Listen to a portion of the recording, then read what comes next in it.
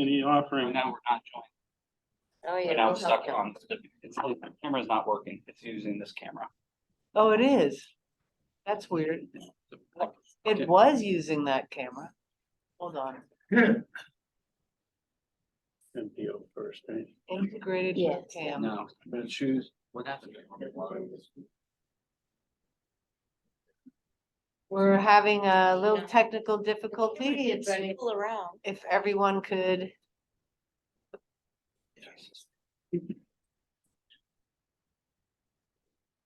Yeah, it's that you usually, Yeah. the carrot, go to the carrot. I think the camera's plugged in because it swiveled around earlier. It's if it's not showing the camera, but the camera's on. Can we turn it off and back on? Yeah, let's just, I'm gonna Just turn, turn this, everything off. So we're gonna lose audio here for a second.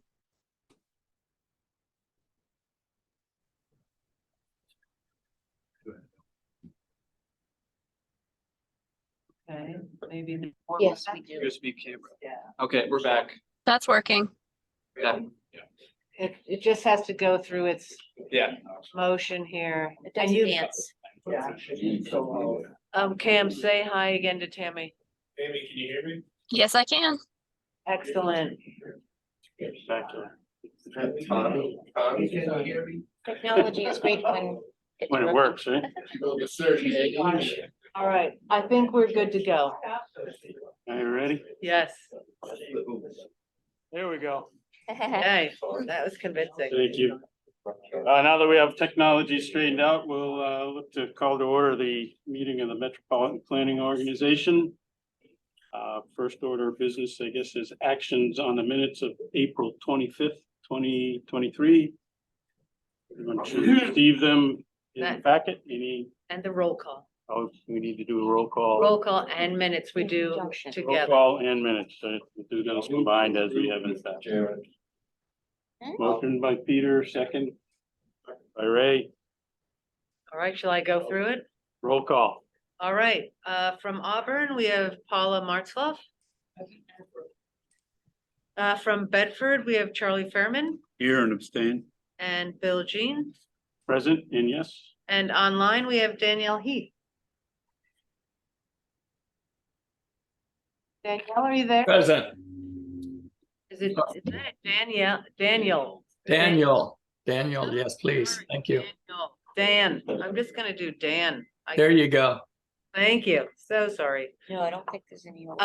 Candia, virtually, we have Rudy Cartier. Here and yes. Rudy. Chester, in-house, we have Andrew Haddock Here and abstain. and Deb Munson. Here and approve. From Derry in-house, we have John O'Connor Here and yes. and Richard Tripp. Here and yes. Thank you. From Francistown in-house here, we have Gary Schneckenberg. Present and abstain. Thanks, Gary. From Goffstown, the esteemed Barbara Griffin. Here and abstain. And online virtually, we have both Jacob LaFontaine Here and yes. and the amazing Colleen Malone. I'm here, but technically I think I'm a non-voting member still. Well, I'm a guest at the time being. that is technical, but we're so glad to have you. Thank you. Hooksett, we have Denise Pitchett Volk. Present, yes. Thank you, Denise. Londonderry in-house, we have Brian Battaglia. Present, yes. Thank you, Brian. And virtually, we have Jeff Penta Present and abstain. and Lynn Wiles. I'm here, Sylvia, and I abstain on the minutes. Thanks, Lynn. Manchester in-house, we have Peter Capano, Present and yes. Ray Clement, Here and yes. and Parkus, oh my God. Sorry, Hans Leon. It's one of those letter switches, don't you hate that? And, okay, and Dan O'Neill on. Here and yes. Thank you. I'm only going with Dan's today. And I believe that is it from our communities. No one from New Boston, Ware or Wyndham, unless I've messed up. You missed Art. Oh, I missed Art. How could I do that, Art? Art. I was going to try to get this in at the end, Sylvia, but thanks. Art Rugg, I'm present virtually and yes on the minutes. And hello to Colleen. Excellent. And MPO from DOT, we have Fred Butler. Again, yes, I'm here. I'll abstain. So I've not read. Yes. Okay, Yes, that's a yes absence. Okay, thank you, Fred. And non-voting member, but to recognize Ricky DeSilla. Morning, everyone. Great to be here as usual. At the end, if I could just get 3 minutes in other business, I'd really appreciate it. Thanks. Oh, thanks for the heads up. That's perfect. And also just a hello to Craig Tufts from Central New Hampshire Planning Commission. Hi, everyone. Thank you. And you have an assistant planner with you, I see. Oh, yeah. He's sick, but not sick. We'll see. Oh, I see that. Well, thank you so much. All right, we are ready to move. All right, Sylvia, next- we also had Dana join us online. Dana. Hi. Thank you. Mhm. Dana from what community? Chester. New from could Dana please tell me how to not mess up your last name? You just call me Dana. No, Theokas. Theokas. Okay, Theokas. It actually looks like that. Okay. Mhm. Now we are completely ready. Old business, do you want to talk about the commissioner convening spot? Yes.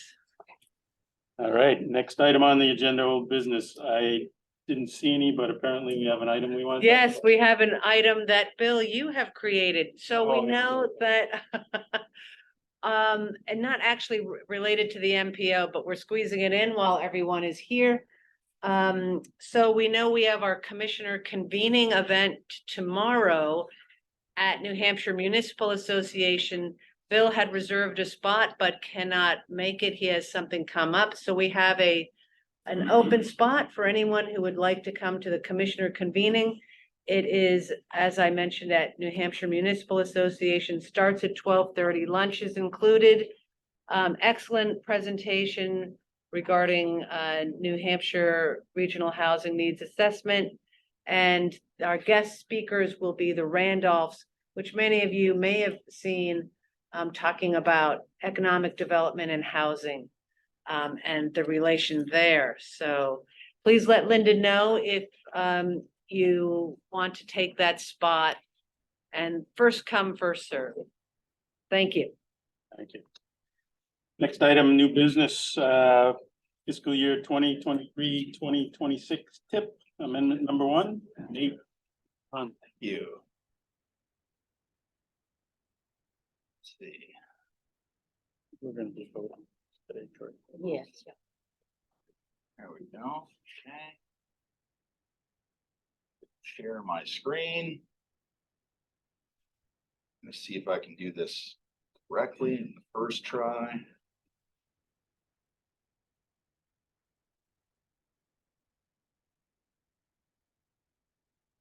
How's this? Can everybody see this in full screen? Yes, perfect. All right, great. So I've got, I don't know, 85, 90 slides here to walk through over the next couple of hours on tip amendment number 1. No, I don't. We talked about tip amendment number 1 at our last meeting. We reviewed all the projects, all 4 projects in tip amendment number 1. So fairly small tip amendment. Again, we reviewed the 4 projects I'm going to move this up. All right. So back at our April meeting, we reviewed the 4 projects. I'm happy to do that again. If anybody would like me to walk through those projects, either in the room here or on Zoom. We did release after that meeting, tip amendment number 1 for a 10-day public comment period. We ran a notice in the Union Leader and posted it. The comment period opened on May 8th. It ended at the end of last week. we did not receive any public comments during the comment period. So today is the public hearing to consider adoption of tip amendment number 1. I'm happy to walk through the projects if anybody wishes to do so. Otherwise, Mr. Chairman or interim chairman, we would welcome any comments from the public at the public hearing. Any such comments? It looks like Linda has her hand raised. Linda Kunart. Oh, I didn't even see Linda come in. Sorry, I don't see a presentation. I just see you. I see Oh, the really? room. Oh, Yep. nobody wants to see me. Hold on. Try this again.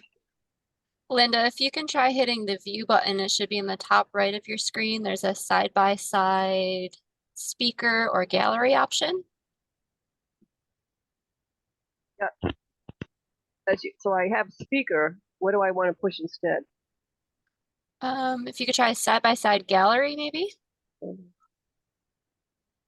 Yeah, so now I have all the people names. I have all the now I see a screen with all the names of the people, but I don't see the presentation.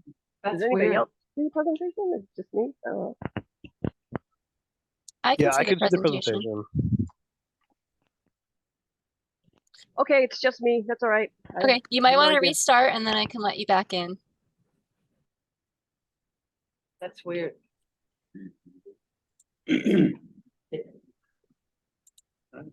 Any comments in the room? Any comments from the virtual audience? Get it so we can see. And stop sharing.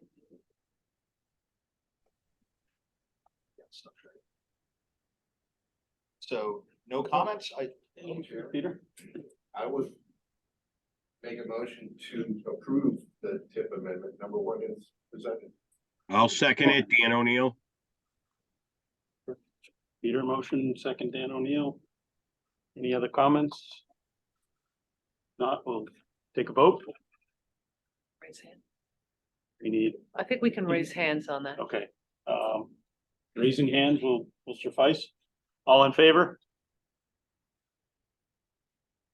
Opposed? One opposition? No, Linda put her hand down. No, we had one over here. Oh, Recording.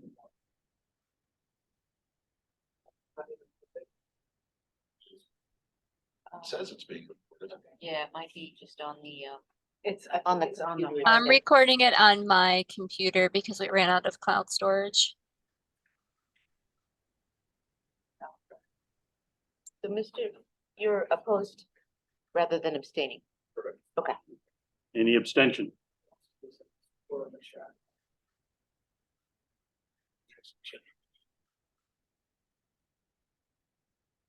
It's the same conversation. Yeah. All right, All right. already in favor, motion passes. Thank you, Nate. Thank you. Next item on the agenda, 4.2, Southern New Hampshire Planning Commission Public Participation Plan. This is a draft that's gonna be presented by Susan. Thank you. Give me a moment while I pull it up and make sure everyone can see my screen. Suzanne. So if I do I do that later? So I have to do the share screen first. Yes. Okay, so share screen. It's just a draft. I'm gonna share this. Information only. Tammy, Okay. can you see the full screen, the full presentation? Yes, I can. Okay, excellent. And I would love for this to go away, but Go to more over on the top and then hide floating meeting controls. thank you. Amazing. I Okay. know.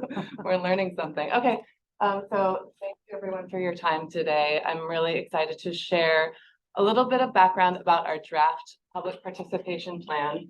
We are currently in the public comment period that was posted under our news and notices section and noticed in the Union Leader on May 12th. The public comment period for this is 45 days long. So that will wrap up June 26th, just in time for us to reconvene it again. So we'll ask for approval at the next meeting, but I thought this was a great opportunity to give everyone background on this update. We're really excited about it. You know, as the commission, we're very emphatic about the importance of making sure that people who are impacted by decisions, particularly related to transportation planning, have the opportunity to participate in the decision-making process. So our team has put a lot of thought into kind of updating some of this content, and I would encourage everybody to take some time to read it in depth online. And we did do our very best to make it as palatable as possible. So it should be a relatively easy read. And just wanted to start with a little bit of a reflection on what goes into a public participation plan typically. There's usually an introduction explaining, you know, what is public participation, why does it matter, how are we meeting federal and state requirements. It outlines our goals and strategies, which is basically our shared vision for how we're going to achieve inclusive and meaningful participation. It outlines our approaches. What are the techniques that we actually use to get that engagement and that participation effort done? It shows how it integrates into our overall transportation planning process. And then it also outlines performance measures. We want to be able to kind of track our progress and see how we're doing and hopefully improve those public participation efforts over time. Oh, who's back? How did I lose? And the Kuhnhart needs to be. I'll just use the arrow. Yeah. Okay, and so I'm not going to go through every single chapter. I'm going to try to provide high-level highlights, recognizing you all have the ability to kind of read the content in full. But I will kind of emphasize 3 particular chapters where there's been some substantive changes. And I wanted to share some of those with you today. So let's start with our revised goals and strategies. And this was a really great exercise that we facilitated with the team here, the staff of the commission, and would love to share those with you and obviously get your feedback if there's to see if it resonates. So our first goal is to expand access to inclusive public engagement opportunities. And you'll see there's a lot of bullets, a lot of fine print here. Again, I'm not going to like read this for you in its entirety, but I just wanted to highlight a few of the kind of the objectives and also the strategies that we'll use to get that goal accomplished. Primarily, we really want to make sure we're capturing the diverse perspectives of the region. We have 14 unique communities that we are seeking to serve. There's a really amazing cross-section of perspectives, and we want to make sure everyone has a chance to have a seat at the table. We specifically want to call attention to the needs of traditionally underserved communities, and wherever possible, kind of mitigate any barriers to engagement that may exist. Of course, related to language disability, transportation access, even computer access and computer literacy. One thing we've learned over COVID, though, is that actually having a virtual option is really beneficial for a lot of folks who feel more comfortable joining from home. So more and more, we're looking at ways to continue this hybrid model that we're using in this meeting right now. And another thing, I think a takeaway that's really important is that we know that everyone is at capacity, right? We've all been through a lot. People have very busy lives.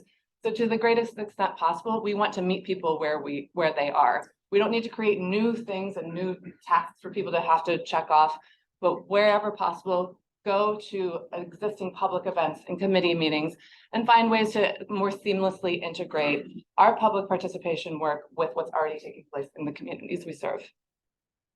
The second goal is to grow public awareness of regional priorities, activities, and programs. There's so much going on in our region all the time, and we have a really important role to play in getting the word out about what decisions are even in play at any given moment. So we also want to reflect on kind of how we communicate and make sure we're doing that as efficiently and effectively as possible.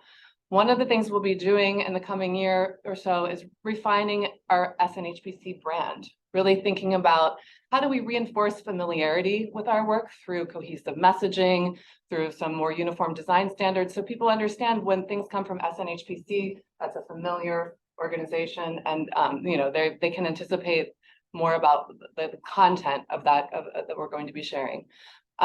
We also want to review our public-facing materials for accessibility and legibility. There's often opportunities to simplify, to streamline language and make it as easy for folks to interpret as possible.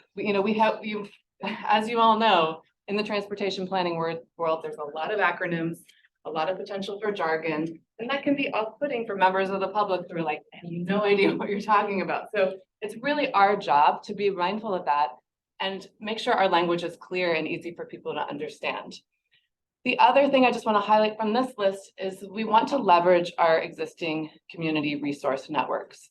There are already amazing trusted networks in our communities, whether that's through libraries, through town newsletters, through transportation providers, like volunteer driver programs. There's amazing existing networks that we want to leverage more effectively in order to get the word out about anything that we're doing that requires public input and public participation in the decision-making process. Our third goal is to strengthen stakeholder partnerships and really ensure their input is reflected in our planning products. And there's a lot of ways we can do that. A couple I want to highlight today. It's really important for us, and we find it incredibly valuable to recruit active and engaged advisory committees. There's so much local knowledge and local expertise that we want to be able to tap. And so the more we can find folks who are champions of particular subject matters, expertise, or really passionate about kind of the lived experience in their community, we want them at the table to help guide our work. The other thing, again, I just want to reiterate the importance of ensuring that we're getting representation from traditionally underserved communities. And that's something we're going to be reflecting on when we look at our performance measures as well. And finally, our fourth goal is really assess how are we doing. Let's regularly evaluate our public participation approaches and make sure that they're serving our needs. And a couple of things I'll highlight today. We have developed a series of performance measures that we are tracking on a regular basis as a team. I'll share those with you today, and we want to report out on those more regularly so that we know how we're doing. And part of the importance of that is that it allows us to embrace flexibility and pivot where we need to. If we find that there's something that we're doing that's really effective, maybe there's an opportunity to expand that work. If there's something that we're doing that's not getting the type of feedback that we were anticipating, that could indicate there's an opportunity for us to get creative and think about a new way to do things. So now I want to highlight engagement approaches. And this is really understanding, there's so many different activities that we do that constitute public participation. It's actually really helpful to kind of distill the intent behind each of those activities. So I put up a really detailed chart up here. This is called our spectrum of public participation. I developed this graphic kind of with reference from the International Association for Public Participation, the Interdisciplinary Association for Population Health Science. There's a lot of people who've been thinking along these lines for a while, just like how do we get people as involved in whatever decision-making process we might be considering. I actually have a few hard copies and I'll pass them around. I wanted to wait until after the pizza party was over. So that if you wanted to take a few and pass them around, I'll go ahead and share these. I know for people who are sitting in front of the screen, it might be easy to squint and see the smaller words on this, but I wanted to share some hard copies for folks in the room. Don't mind passing them around. And Tammy, oh, there we go. So if you can take a look at this, one of the things we realized is that there's so much that we're doing that constitutes public participation, but there's a different intent behind each of these areas. So for example, and all of this is important, right? All of this is really important to our work as a planning commission and MPO. I'll just go column by column and highlight a few things. It's definitely essential that we inform our communities and provide them with the relevant information they need. And there are many different ways we do that. We do that through newspaper notices, through our website, through our newsletters and media blasts, through our Facebook page. The other thing we want to do as we kind of progress on the spectrum is we want to consult with communities and gather input from them. And we do that through surveys and public comment periods and public hearings, like the TIP amendment hearing we just had just now. Taking it another layer deeper into the decision-making process, we want to involve community members to the greatest extent possible, and really ensure that their needs and their community assets are integrated into our planning products. So we can do that in a lot of different ways. Sometimes that's through public workshops, sometimes through focus groups or other outreach events. Going deeper into the decision-making process, we often want to have really meaningful collaboration with members of the public and support community capacity to play a leadership role in decision-making. And we do that in a lot of different ways. I talked about recruiting really engaged advisory groups. That's one way we get community members to collaborate in our efforts. Also, when we sit on committees, we often sit on communities and we play a role and provide technical support, but also kind of get a better understanding of what our communities are going through by participating as members of. And then finally, with Empower, we're trying to foster democratic community-driven decision-making. And part of that is what we're doing in this room today. You know, you are serving as a regional leadership body and making really important decisions about the future of our region. And so, as you can see, everything we're doing at the MPO really falls somewhere on the spectrum. And by mapping that out for ourselves, it helps us understand, okay, for this project, what will be our priorities? And then therefore, what tools in our toolbox will we use to get this job done? And then my last thing I want to touch upon are our performance measures. And these are the indicators that help us track and evaluate and improve our efforts. Again, I've kind of organized these into a few broad categories. We think about, you know, as a team, we were thinking about the way we get our work done here and, you know, what are the things that we can track regularly and report on. So one of the things we'll be tracking are our systematic efforts. These are activities that are very regularly occurring. They're integrated into our larger state and regional and local systems. So of course, we track attendance at our monthly meetings like today. We track the committees that we participate in. And when and if we ever provide letters of testimony at a legislative hearing or something like to that effect, we would track that as well. We are also tracking our tailored outreach activities. There's a lot of things that we do that we kind of strategize independently and try to address a specific project need, maybe to fulfill our broader public participation goals. So we now have a running list of our public outreach events, the number of participants who attend, and we're being really mindful to look at that list and say, well, did we effectively target any traditionally underrepresented stakeholders? And that gives us some way to kind of regularly reflect on whether we're moving the needle on that part of our goal. We also are tracking all of our surveys and making sure we understand, you know, what are all the surveys we've conducted in the past year or two? What are the number of responses that we've received? Where are they coming from? We're looking at our publications, and that can be digital or analog. That's everything from the newsletter that or the media blast that Linda sends out every month to publications that we author and that are published externally. So sometimes we write an article and someone else publishes that. We want to make sure we're really systematically tracking all of that work that we're doing. Any place that the SNHPC name is published, we want to make sure we have a handle on where that's coming out. We want to document whether or not we've translated materials for people with limited English proficiency. And we're also looking at our email list and seeing if we can increase that, understand the average open rate, understand what people are interested in reading about. We're tracking a lot of different performance measures around website and social media. Luckily, there's kind of embedded analytics that do that work for you. So every quarter, we kind of take a look at that and see how it's moving along. And then we are also connecting to the mobility management work that Ben is doing on our team. He's tracking a very large number of performance indicators. We looked at kind of his list and pulled out a couple that really align with our broader outreach goals. So he's doing a significant number of outreach events around mobility management, and that represents just yet another opportunity for SNHPC to have a presence in our communities.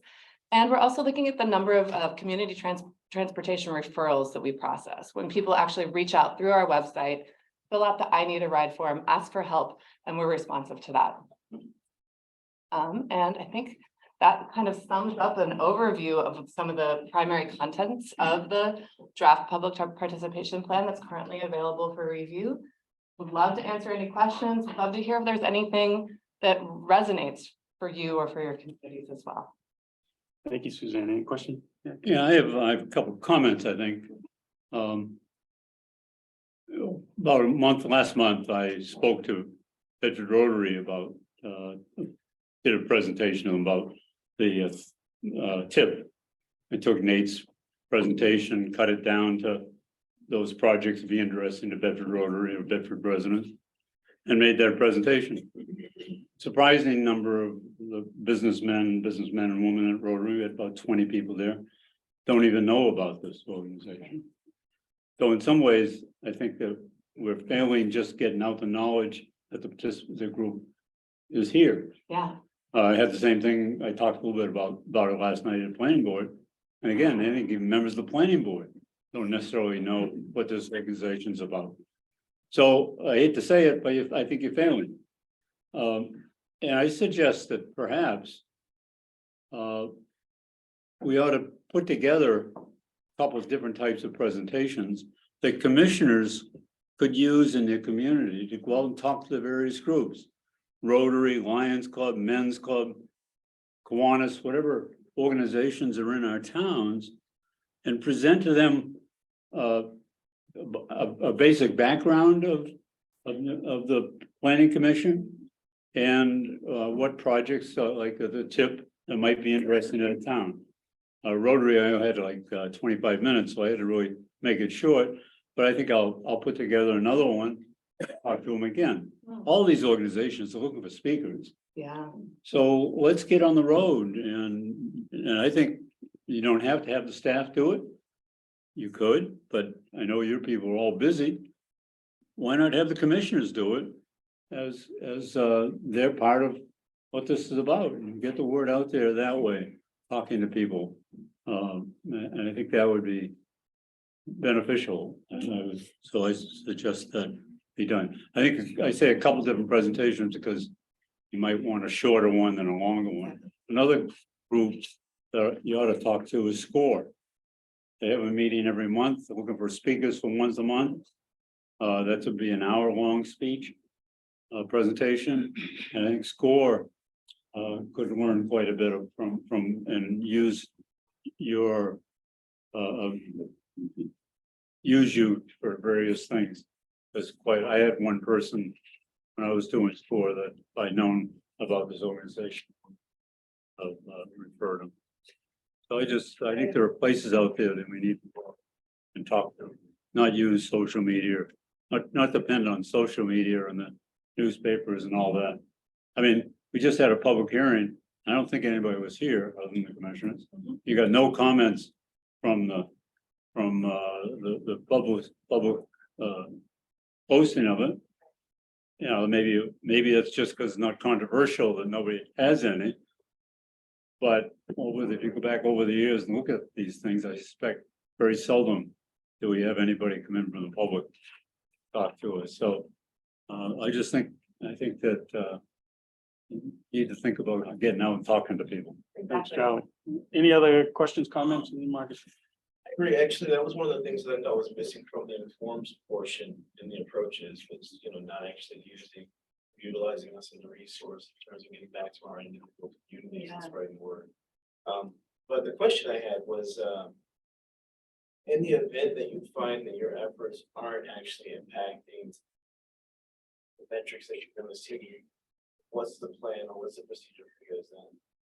I think that's why one of that bullet is like about pivoting, right? We want to look at what we're doing and be willing and nimble enough to change what we're doing. And I think we're already hearing some really great input in this room. I really appreciate your idea about utilizing our commission more effectively and giving you all the tools that you need to do a 5-10 minute presentation about this is what the Southern New Hampshire Planning Commission is, and here's some key opportunities where your insights will really matter in terms of the future of our region. I think that's a fantastic idea and something that that it's a very achievable goal that we can work on together. So that's something I would love to tackle in the coming months. And I feel like maybe that's something that a lot of us are doing anyway, because for the Manchester Housing Alliance, I report to them when we're doing housing related topics. But yeah, I think all of us in some capacity or another are doing that already, but it should definitely work. let's put it in. Yeah, absolutely.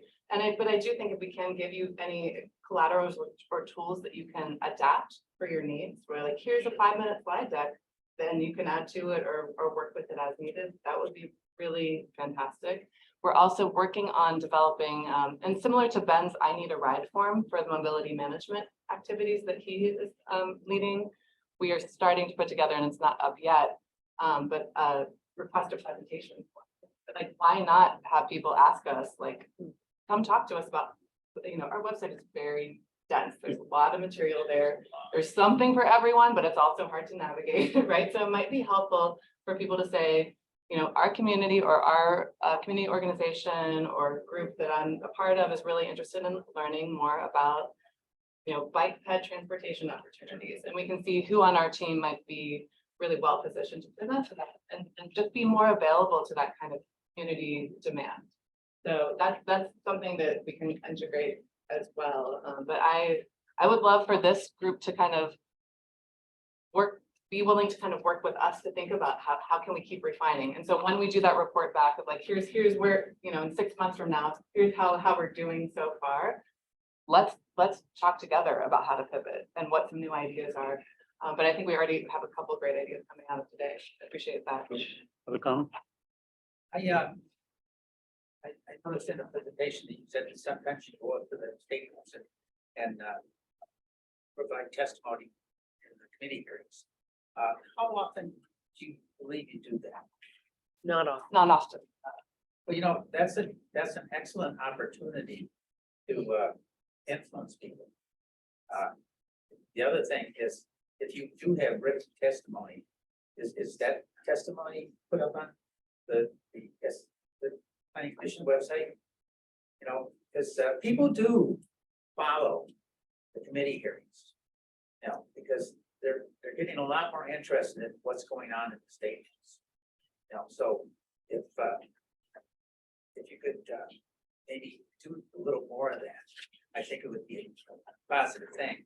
And any testimony that you do put on that you do provide to the committees, if that was on the website, that would be good too, because you need to share the information, please. Just to be clear, though, if we are going to any committee meeting in Concord, it is for educational information only. We do not side with any particular side. It is just for education. And that is to clarify maybe information about whatever the topic is. So like Nate, if he was to go up and talk about the Capitol Corridor, it would just be about information on what our role is and what our role isn't. And there was some emails that came about exit 4A, and we were criticized for not going to testify to support that.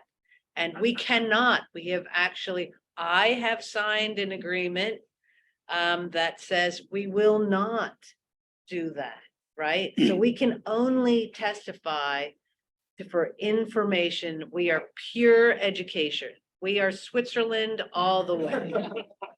So just to be clear, that's the flag that is over the building.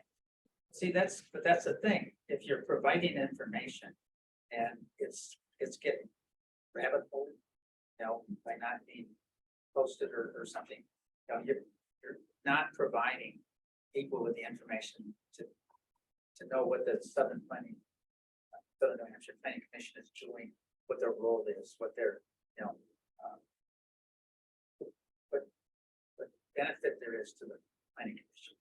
Sure. So, you're saying that you want to communicate with the public, but I think that's maybe a way that you're missing communication.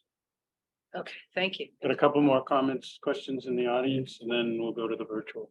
I was just thinking about, when you put the notices up for public comment. I'm sure probably most people just skip over that when they read it in the paper.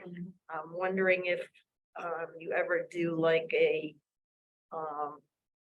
infomercial type article that goes along with the posting, so that it kind of translates it into what we're trying to really get at here, versus the legalese terminology of the posting. Yeah, I think that's a good note. Like I mean, we definitely need to meet the legal requirements for noticing. Right, That's right. first and foremost. And then also we try to post on Facebook. We try to integrate into our media blasts and newsletter communication. I think there might be other ways we can be more effective about getting that word out. And so, Yeah, it might be good to just hear a little blurb story with the paid advertisements, so that.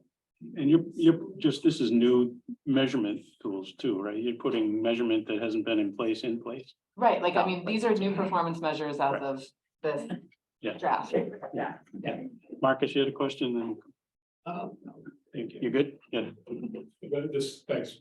This is a comment that's maybe a little narrower than some of the ones that other folks have been talking about. You mentioned early on in your goals about wanting to gather information to hear from traditionally underrepresented communities, right? And to marginalized communities, people with disabilities.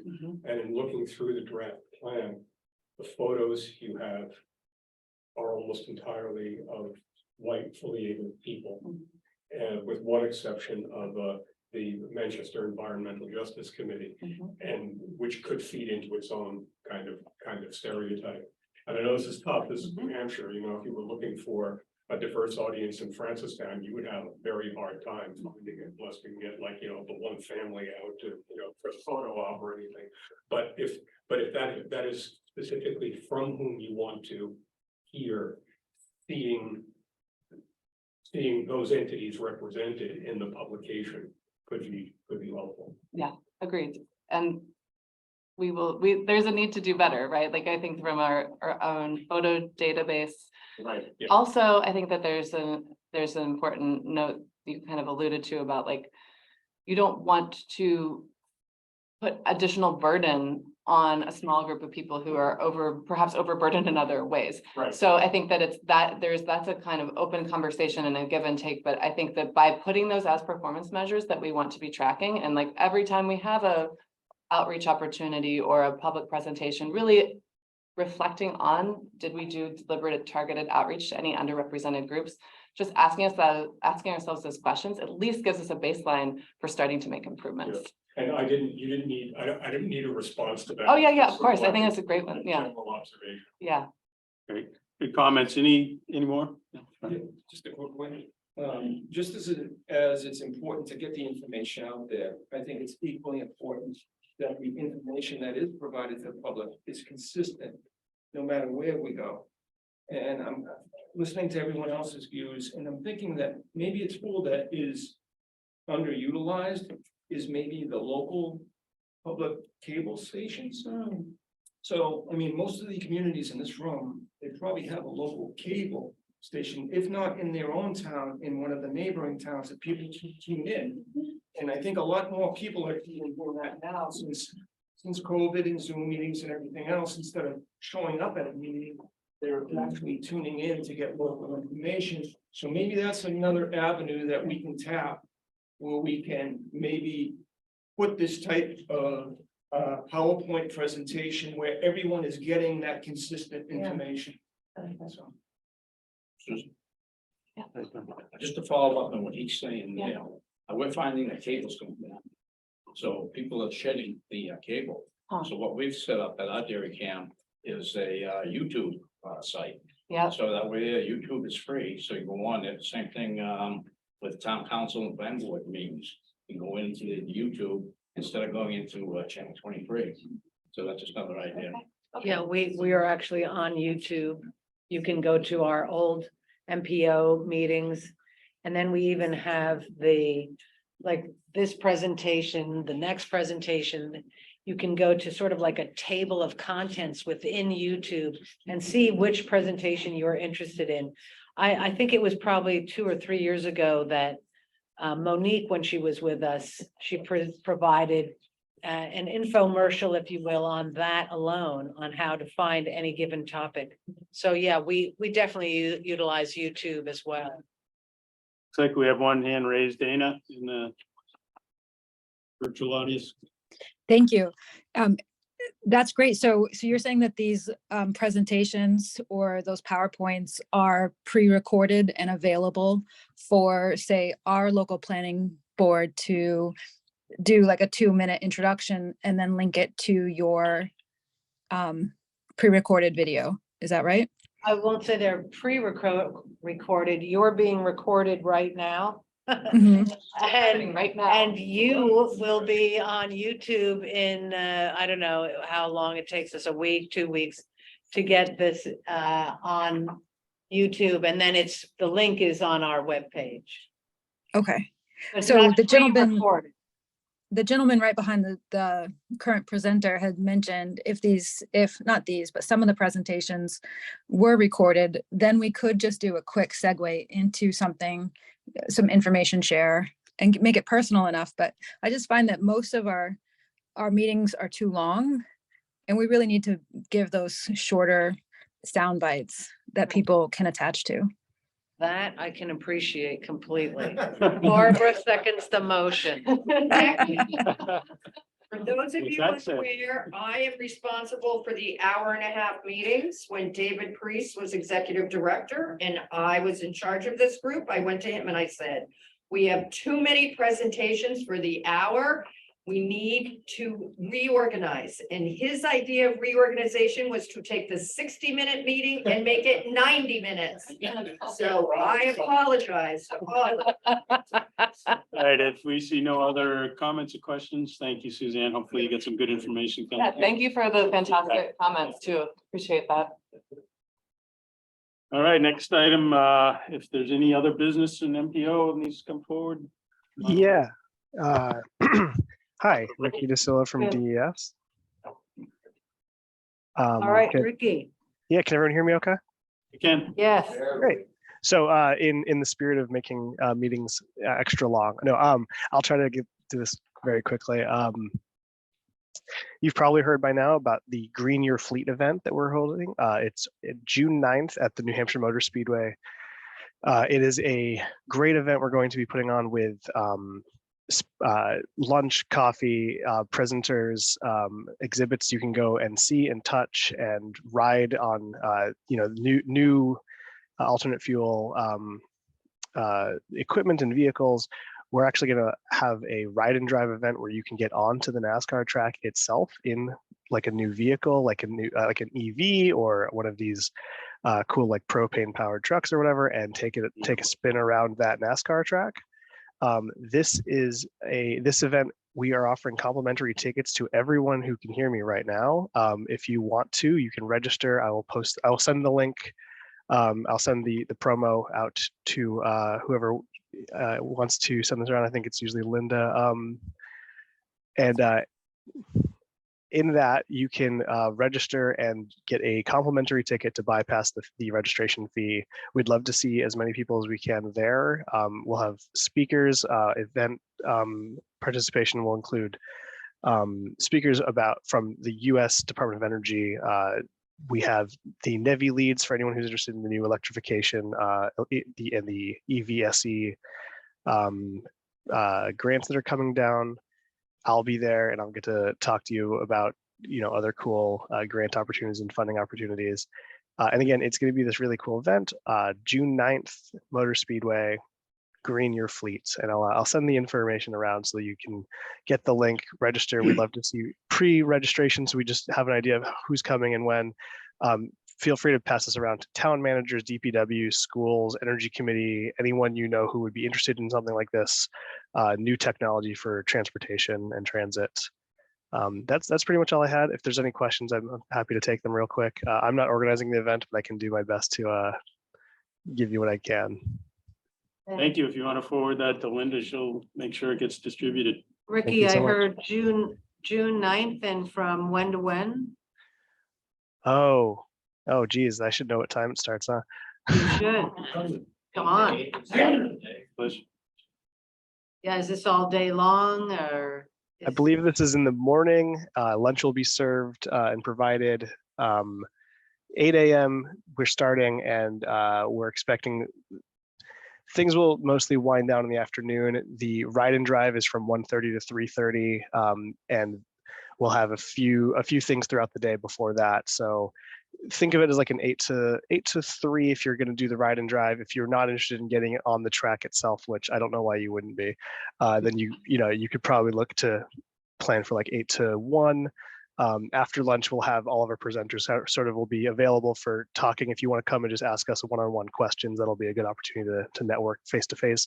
And like we're inviting merchants, we're inviting merchants and vendors. Other states are bringing people as well, so it'll be a great network opportunity. So if RPC staff want to come, we again fully complimentary for RPC staff, DPW, munis, anyone else. And Ricky, so on that track, no speed limit? Officially, since we're being recorded, there is going to be a speed limit and there is going to be a pace car. Now I won't be in that pace car, so I don't get to decide what your speed limit is. Someone else will. All right, just checking.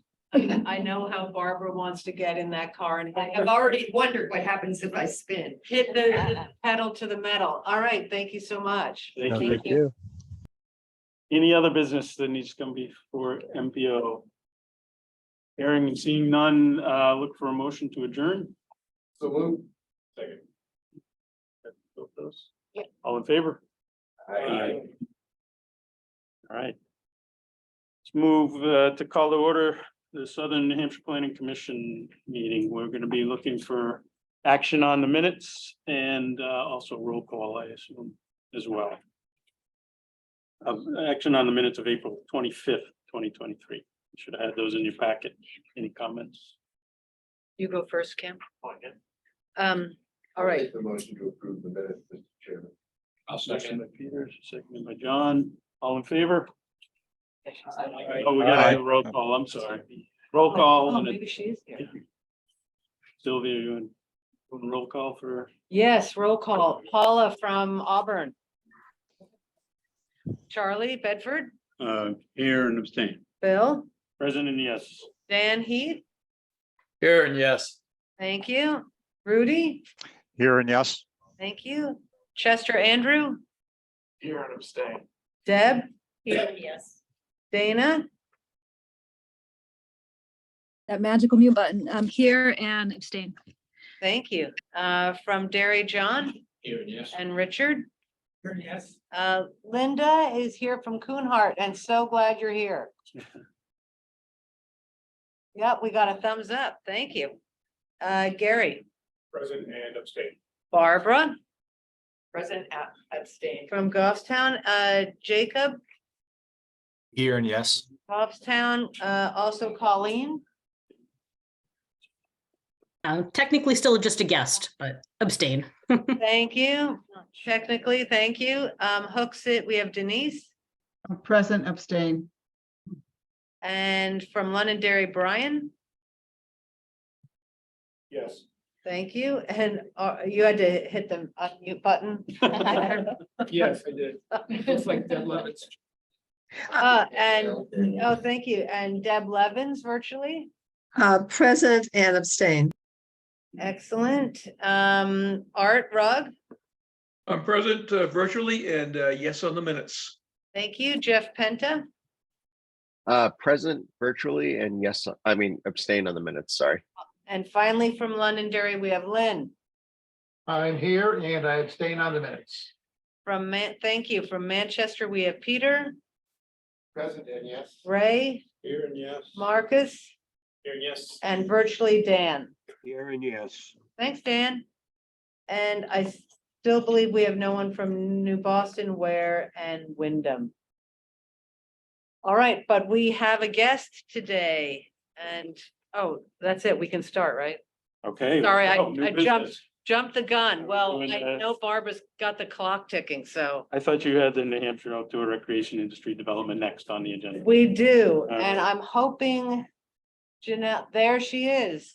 And you know what? Let me put, oh, I have it right here. Let me quick allow a co-host. Yes. Okay, you can start your presentation, Janelle, and while you're working on that, today we have Janelle Lawton, the Director of gosh, what is this acronym? Oh, yes, the New Hampshire Outdoor Recreation Industry Development. That's right. Thank you very much. And I'm just going to share my screen real quick. And we're very happy to have Janelle. I was lucky enough to see Janelle at an executive director. The executive directors of all the regional planning commissions get together, and Janelle presented at one of those, and I was so excited by her presentation and that this whole department exists. It's very new, right, Janelle? It is, yes. Thank you. I'm just having for some reason, my screen is not sharing. Let me just. You can do it. There we go. And yeah, yes, things are starting to happen. Yep, they happened. Great, good. So can everyone see that all right? Yes, we can. Awesome, great. Well, thank you for having me today, join you. And Sylvia, thank you for the introduction. As noted, my name is Janelle, and I am the director of the Office of Outdoor Recreation Industry Development for the state of New Hampshire. So what I'd like to do is give you a little background about the office. It is relatively new. It was established in statute. Oops. It was established in statute in 2018 and has been in operation since 2019. And I was named the director in 2020. So the outdoor recreation industry, or it, is founded on 4 guiding principles: economic development, education and workforce training, conservation and stewardship, and public health and wellness. All right, so why do we need ORD? Well, the state of New Hampshire recognized the outdoor recreation industry was a big contributor to the economy. And what this, and this is represented by the federal BEA's data from 2021, where they reported that from the outdoor recreation economy, 28,000 direct jobs were created, which resulted in 1.2 billion in wages and salaries and 2.7 billion in total outdoor recreation value added. So as you can see here, I have listed a few of the top value adding activities. And what's really cool about the activities is they can be found across the entire state. So it just shows how rich New Hampshire is in its natural resources. All right, so the purpose of the ORD office is to help the outdoor recreation industry thrive and grow. And I've gone back to the 4 guiding principles here, and this is what we base our work on. To make this work happen, the ORD office, which is an office of one, me, I need to partner with pretty much anyone who wants to play in the outdoor recreation industry space. And this includes RPCs, EDCs, Chamber of Commerce's, municipalities, for-profit businesses, nonprofit businesses, business alliances, basically, like I said, anyone who wants to be in the outdoor recreation space. And I would like to share with you an example of a collaboration between state, local businesses, career technical centers, and an economic development council for a workforce development initiative called Project Bike Tech. So Project Bike Tech is a credited high school program that uses bicycle mechanics as the conduit to teach core and STEM elements to students. And currently, the state of New Hampshire has 3 of these programs up and running, and we're looking for 2 additional sites in the state of New Hampshire, which is really cool. So this program provides student workforce with accreditation in the bike industry. And additionally, many of these skills can be transferable to other workforce areas. So there we go. ORD has projects in workforce, in policy and advocacy, and in strategy development underway. And as we finish up the outdoor industry inventory project, which we are partnering with the SC group on, we'll be able to make more progress in these areas.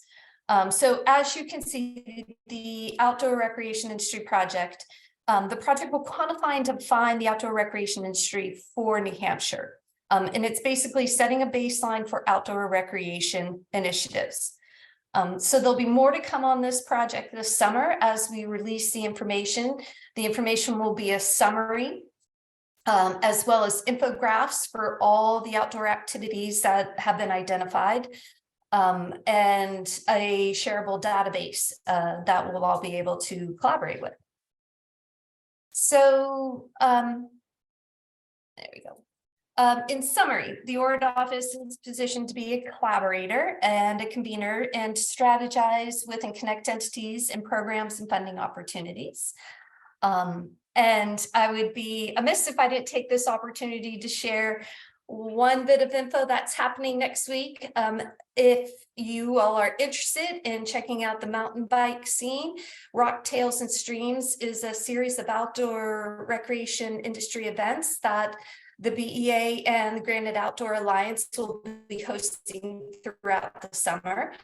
And on May 31st, we will have our kickoff event at Highland Bike Park.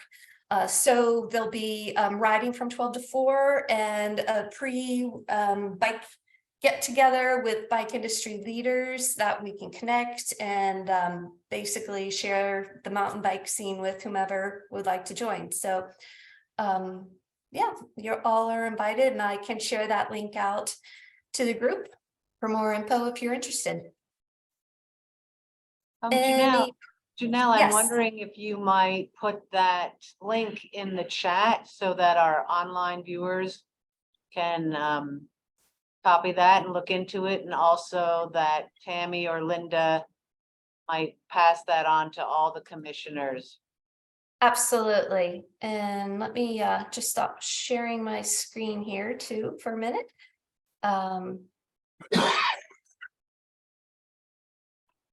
Oops. And I'm wondering if you might elaborate on also the bike tech. You were kind of I think your Wi-Fi is going in and out. Okay. So we heard a little bit about it and something about you're looking for 2 other communities to run this program, or? Right. So I can turn off my video if it helps with the sound as well. But the project bike techs are currently set up through the CTCs, like the Hugh Gallen Center in Littleton and the Kennett High School Career Technical Center.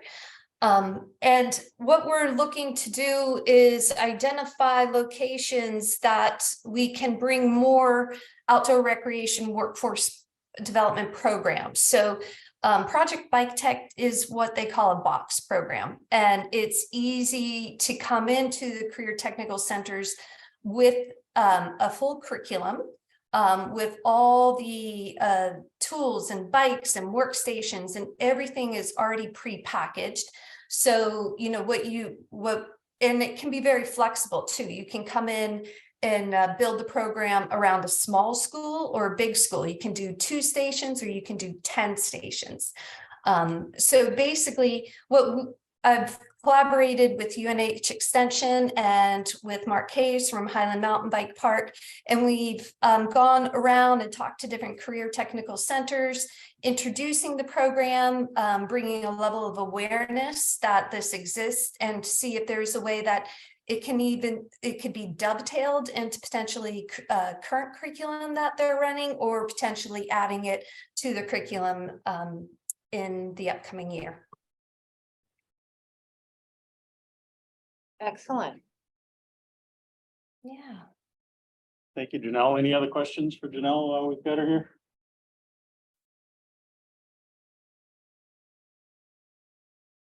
Any from the virtual audience? Not? Thank you very much. Yeah, I will real quick as well, if you don't mind me sharing the link to the inventory assessment that we're working on. you might be interested in that, and please feel free to reach out to me with any additional questions. Thank you so much. You'll forward that, or you or Tammy? will? Yeah, Tammy, if you could cut and paste that into a email and send it to Linda. I can do that. Thank you. You're welcome. Thank you.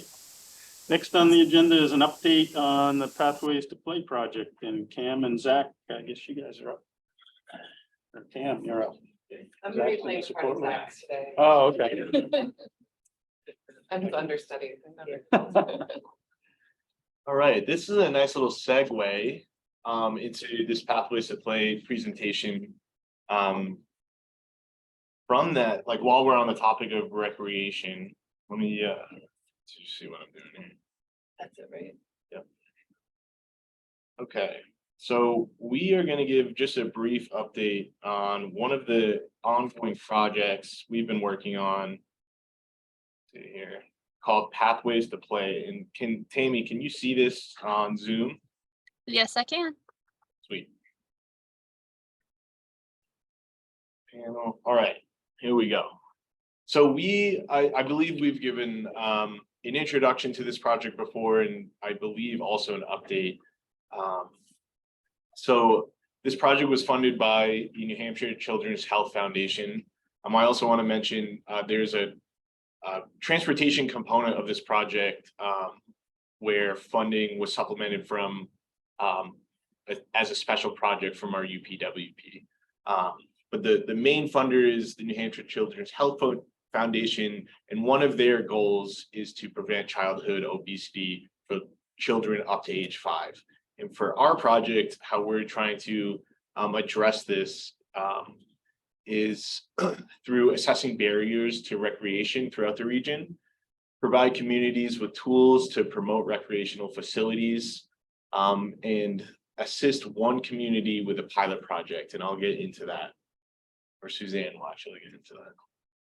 So some of the key activities of this project that we've already done and that we're currently doing. So we put out a region-wide community survey that asks folks about their recreation needs and wants and any barriers that they face. We've been doing various community outreach. We've done an event. We're still looking to do events, and Suzanne can speak to that a little bit. And then one of the main components of this project is having an actual tool as a deliverable. And so we are creating a regional GIS recreation layer, something that doesn't exist right now for us, and then turning that layer into an interactive tool that folks can use. And I will get into that as well. And then lastly, like I mentioned, a pilot project where we'll work with one community on a recreation focused project.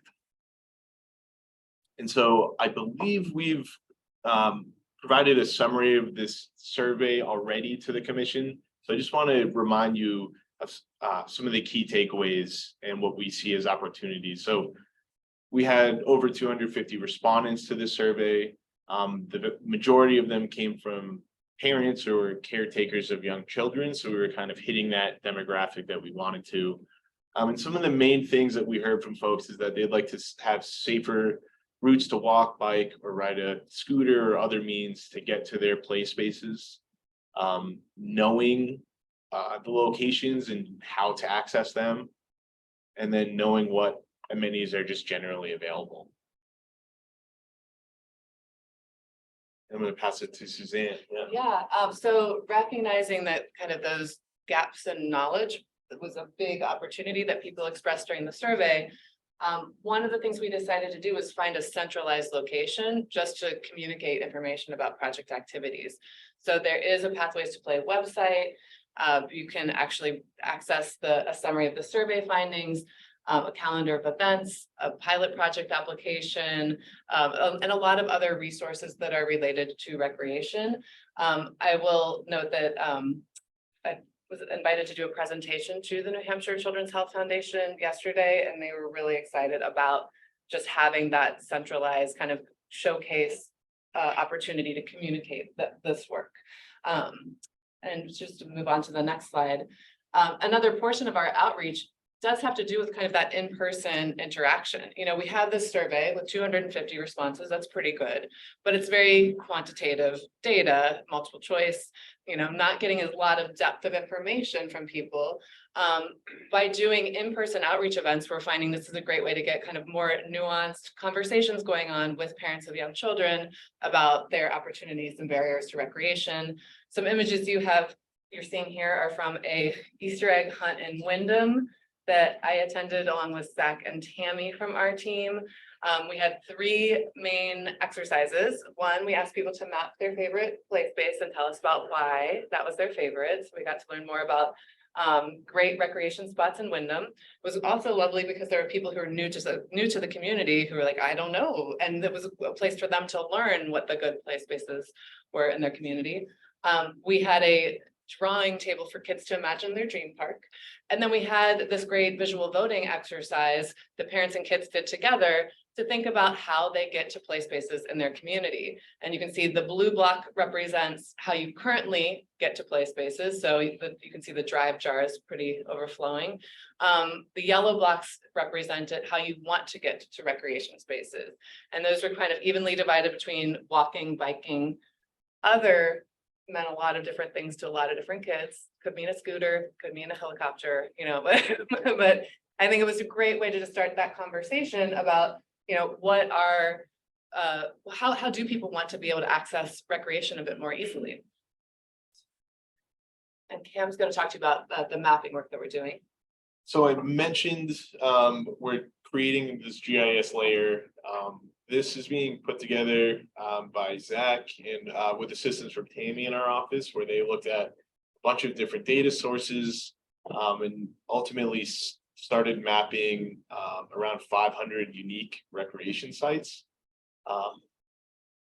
And that is going to turn, as I mentioned, into this online tool where we envision folks can go on their phone or hop on the computer, click on a recreation site and find out what's the primary use of that, how can I get there.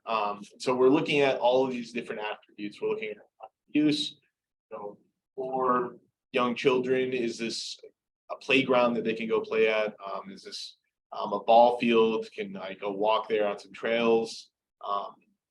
We're looking at the hours of operation, admission restrictions. You know, do you have to be a resident to access that space? Is there a fee to use it? Are there you know, physical restrooms? Is there dedicated off-street parking? And then for some communities where it's applicable, we'll be looking at transit accessibility to these spaces as well. And so we have been doing, you know, Google research and just like trying to identify these on our own, but we can't get all that information just sitting at our desk. So we have been going to each community and verifying all of these things. Like, does this place exist? Is this a private easement that shouldn't be on, you know, on a map? So this is just an example of a meeting we had in New Boston where we went through a pretty long list and just verifying those attributes. And so I just want to give a little update. So we have a few in the pipeline, but these are the ones that we've completed already. So we still have some work to go. And of course, there's some follow-up we have to do for like private sites or, you know, places like the YMCA or schools that have playgrounds. So we know we're not going to send people to a playground at a school at an inappropriate time, that kind of thing. So we want this to be an accurate map that we can confidently put out, and that's been kind of blessed by each municipality. And I'm going to pass it to Suzanne to talk about where this is all going and what to do with the project. Yeah, so this is a little bit of a sneak preview. We actually have a stakeholder group meeting with our Pathways to Play group tomorrow, where we're going to be doing some strategizing around the pilot project. We do have funding from the New Hampshire Children's Health Foundation to do one intensive community planning exercise around a single site in the region. So beginning, once we kind of formulate our entire selection process with our stakeholder group tomorrow, we're going to start publicizing that end of this month or early June. We're doing a call for project nominations, and that will happen throughout June and into early July. And so we're really looking to identify one site that's primed for transformation and has a lot of enthusiasm and willingness to kind of help us with outreach, get on board with potential implementation. So you can kind of see the journey that we've roughed out of how this will happen between now and the end of the year. We anticipate that we'll be doing some technical analysis on our team's side. We're also going to facilitate community engagement activities and really work with the community to, depending on the site, tailor that appropriately. For example, we might do a walking audit or a bicycle audit to understand access issues. We might be doing some visioning exercises or some on-site activation activities to get people to be thinking about what the possibilities are. Ultimately, we want to have a place-based action plan that the community can run with and really support implementation. So basically, over the next month or so, we're going to really be actively looking for nominations for those sites. We'll be getting the word out as soon as that's ready to go live, but we wanted to let folks in this room know because we thought you might have some connections and ideas about who might be interested. So it's a little bit of a sneak preview. Stay tuned for more details soon. And we'd be happy to answer any questions. Go. Yep. In Derry, September, we have what's called Dairy Fest. And it's a huge family gathering and literally thousands of people come in there and it's really, really great. It's about arts and culture puts it on, and they have different tent sets all throughout, plus food wagons. But so there's an opportunity to come in both Pathways and Southern Hampshire and have an awning there, because you can rent 10 by 12, 12 by 12. By 10. Okay. So excellent. It's in September. I don't know the date. But thank you. It's mid-September. Marcus.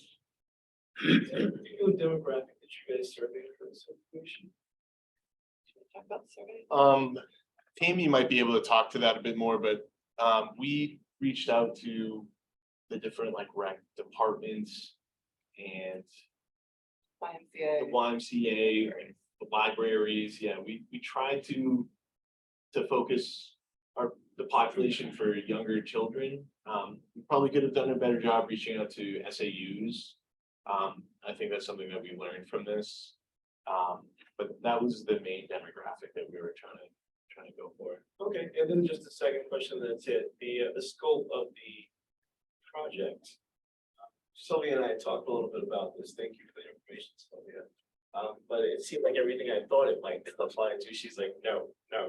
So, Otherwise, I'm very positive. it's definitely not.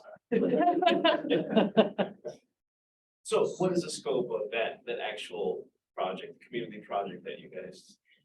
So it is going to be to find a park where there is basically invested knowledge and sense of owner, like the person that owns or the entity that owns and maintains the park is willing to engage, where there's a community enthusiasm for really digging in and thinking about how we can change that site. And then we would provide that technical assistance and facilitation to do kind of a rapid planning exercise this fall and have a place-based action plan with like really tangible next steps for moving forward. That could mean a lot of different things. It could be some recommendations about capital improvements. It could be some stewardship opportunities, some park friends, motivation to kind of do some park cleanup. It could be about integrating more programming and identifying community partners who are going to activate a play space. It could be about identifying potential funding sources, including potentially reaching out back to the Health Foundation and seeing if there's interest in providing additional support. So there's a lot of different directions it could go, but we can't really spell that out prior to the selection of the site. Right, but ultimately, we're not talking about redesigning a park or actually impacting the physical characteristics of the park. We don't have a budget for capital improvements, but there might be a recommendation for it. Okay. Yeah, we don't even have a budget for design, nor are we park designers. Sure. But remember where this all stemmed from, which is the New Hampshire Children's Foundation and the hope to reduce childhood obesity for specifically children, believe it or not, from when they're born to age 5.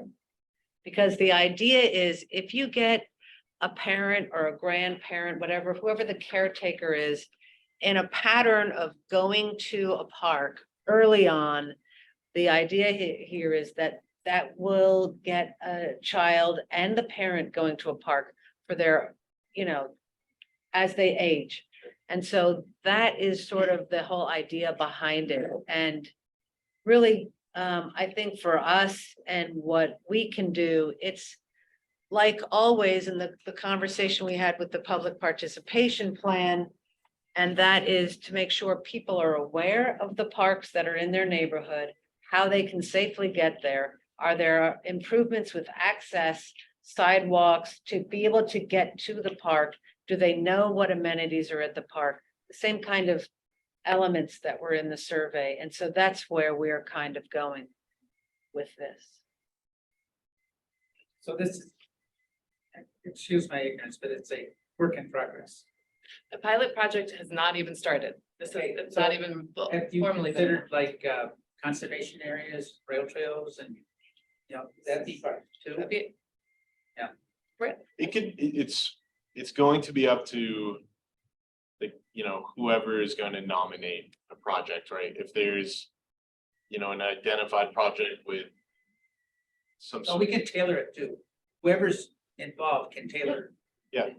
Yep. Yeah, there'll be, Pathways to play to what they want. exactly, Yeah, exactly. exactly. There will be a simple nomination form. We're not even calling it it's not a formal application. It's more like 10 easy questions to nominate a site. And we'll ask about like who owns and maintains it. It will ask about who's currently using it and who would you like to attract to that site to get better use of it? What are some potential opportunities So there? you can Google places. Yeah. Play places. Exactly. Excellent. So we'll,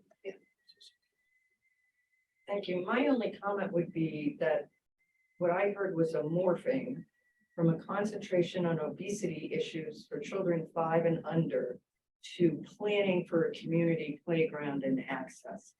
And to me, those are two very different things. And I'm not quite sure why we're going through all this survey stuff if the stated purpose of this effort by this organization, which is a fairly focused organization, is to target children 5 and under. And accordingly, their caretakers, and why we didn't approach this from where is that population that we are most concerned about, and then focusing it on that community, because it seems to me you're having people apply to be a site in the thought that it might be some sort of playground effort.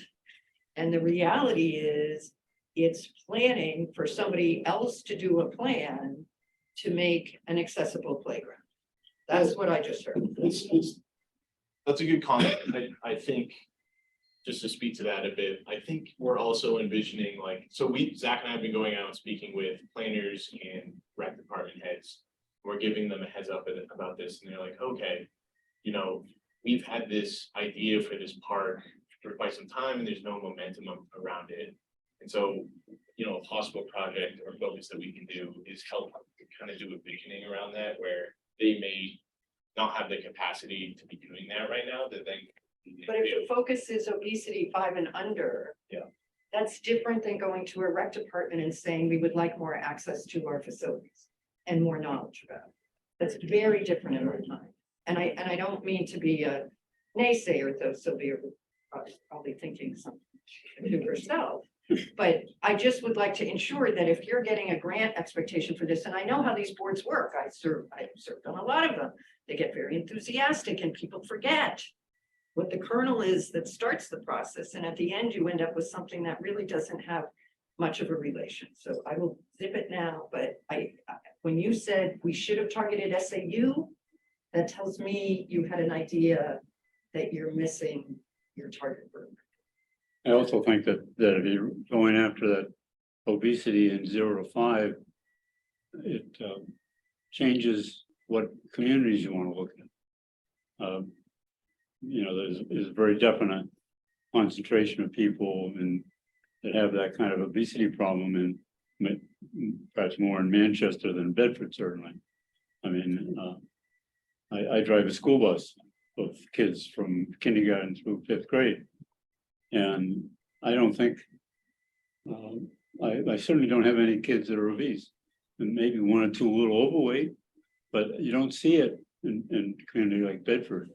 So I think if you really want to limit this thing to where the issue is in communities, and don't have it in many you do. Right. It may be a communication issue here more than because we're trying to cram in a whole lot in 15 minutes. But I think there is a definite link with access and the recreation facility. First of all, part of the grant is to look at all 14 communities, and there is obesity in every community. And so the whole idea is how are we going to communicate with our communities? And in fact, the community that you would think we had a lot of feedback from Manchester. You maybe have looked, we had expected, just like population, that would have been the feedback. But in fact, it was Chester that had the most feedback. And it's all about who are the key people that relate to this. And it was Deborah Doda in Chester who really, must have struck a chord with her. Plus I got her on the phone and I guess twisted her arm. But I mean, it really depends on which recreation sort of stakeholder is out there. And I'm sorry, I have my back to our virtual audience, but it could be any community relates to this, and they just want to make sure that their very youngest people and their caretakers are aware of their facilities out there, the recreation facilities, and they can get to them. So that's really what it's about. To me, that's what this is about. And you can go to, and not only is it for this funding cycle, we hope that there's enough interest and pilot program nominations so that we can go for additional funding. The funder is actually very pleased with our progress. So that's a good sign right there. Just wanted to jump in on one thing, because I appreciate the kind of public health advocacy in the room. It's very valuable to me. I've actually, during the course of my career, have worked at the intersection of design and public health for 15 years. So I really appreciate you all kind of latching onto that public health indicator as a real driver for this work. Just given the fact that I've met with the funder yesterday, and that is an overarching kind of goal from a public health standpoint to look at opportunities to create healthy habits early in life in order to reduce and mitigate instances of obesity. That's kind of the conceptual driver. We are not being held to that from any sort of evaluation standpoint, because anyone in the public health world would know that that's not something that any individual project could take any ownership of over even a 20-year period. So that's why we have those associated process goals, and that's what we're taking ownership of, right? Those are the things we do have control over, but the public health research points to that contributing to lower childhood obesity rates. So that's why we're focused on that knowledge and access to recreation space and making those improvements and really getting that kind of community momentum going around getting people to play spaces. I want to be sensitive to time. We get one more guy. I just wanted to touch on the GIS layer. First and foremost, I love a good GIS layer. It's wonderful. My question though is in terms of keeping it, nothing is real time or perfect. Obviously, not even Google. Sometimes they have open when something's closed and you don't know any better. But how often are we looking to have that on data? Yeah, it's good. That's gonna depend if we can continue to get funding for this, because of course things change, places close down. Exactly. We'll do the best we can do on that front, but we are gonna have to seek additional funding if we want it to grow and to continually maintain it. Then that's one of those things that the adoption entirely depends on how often it's accurate. It's not accurate most of the time.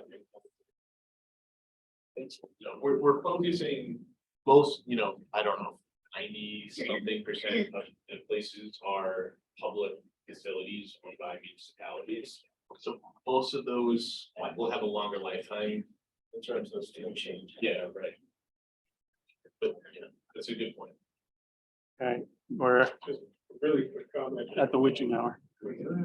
I used to use in a senior seminar, use like graduating geography students that's doing work on things that were of need in the communities. They all came from different places, you know, but it's right there.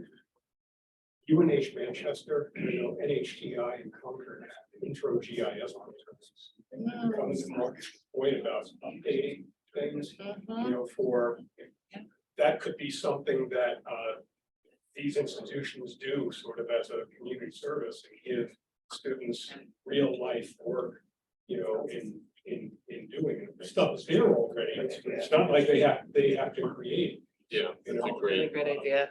So Bob Woolner at NHTI teaches GIS. I don't know if he does it in UNH. UNH Extension Services, I was on the board of directors in Rockingham. Yep. And a few years back, they put together all the trails. It's all GIS markings and everything, so you know, the whole platform's already built. Excellent. Yeah. Thank you both. Presidents.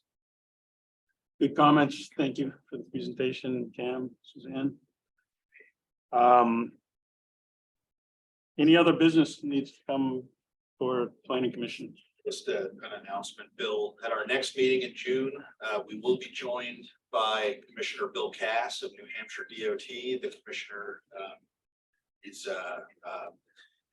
thankfully willing to speak with us and get to know all of you and vice versa.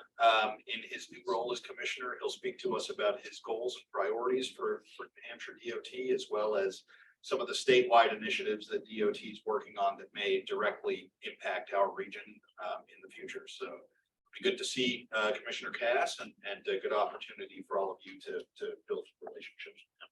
Awesome. Thanks, Nate. With that, any public comment or commissioner insights? Seeing none, move to adjourn. So moved. Second. All in favor? I'm sure there's no opposition. Thanks, everybody. Based on